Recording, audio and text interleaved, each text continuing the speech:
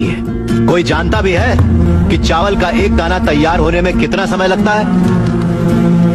नहीं जानता। 120 दिन 120 दिन तक जब एक किसान का पसीना उस धान के खेत की मिट्टी में बूंद बूंद मिलता है, तब जाकर अन्न पैदा होता है। और ये भी बता दो कि हमारे देश में खाना बर्बाद नहीं किया जाता।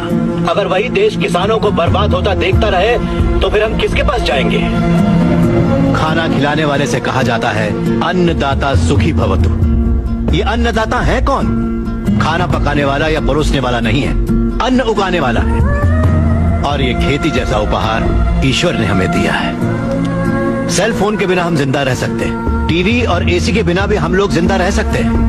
जो टीवी और एसी बनाते हैं वो करोड़ोंपति हैं, लेकिन अन्न उगाने वाला वो गरीब किसान इतनी कड़ी मेहनत और धूप में पसीना बहाने के बाद दिन ब दिन गरीब होता जा रहा है। फैक्ट्रीज लगाना गलत नहीं है, बिल्कुल सही है, लेकिन खेतों को बर्बाद करके फैक्ट्रीज लगाना गलत है। इस देश में कितनी ही बंजर जमीनें हैं, कितनी ही पथरीले जमीनें हैं। क्यों? क्योंकि वहाँ पर पानी नहीं है, इसीलिए खेती करने में इतनी परेशानी उठानी पड़ती है। जरा सोचकर जवाब दीजिए कि किसान पानी लेने कहाँ जाएगा? इस देश में पिछले 10 साल में 1,71,105 से ज्यादा किसान आत्महत्या कर चुके हैं। उसमें से 25,000 से ज्यादा किसान तो इसी इलाके में रहते थे।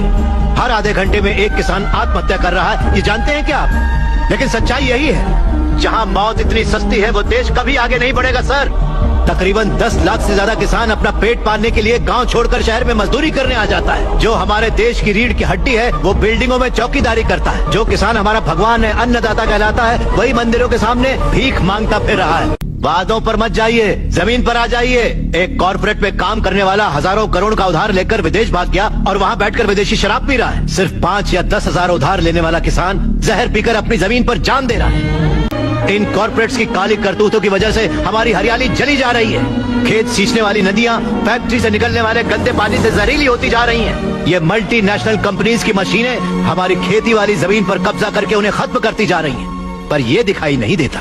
इन फैक्ट्रीज की बात कर रहे हैं आप, सारे हेल्दी फूड्स में मिलावट करके ये उसे बर्बाद करते जा रहे हैं। अंडे को शैम्पू में, गाजर को क्रीम में, सोया को साबुन में।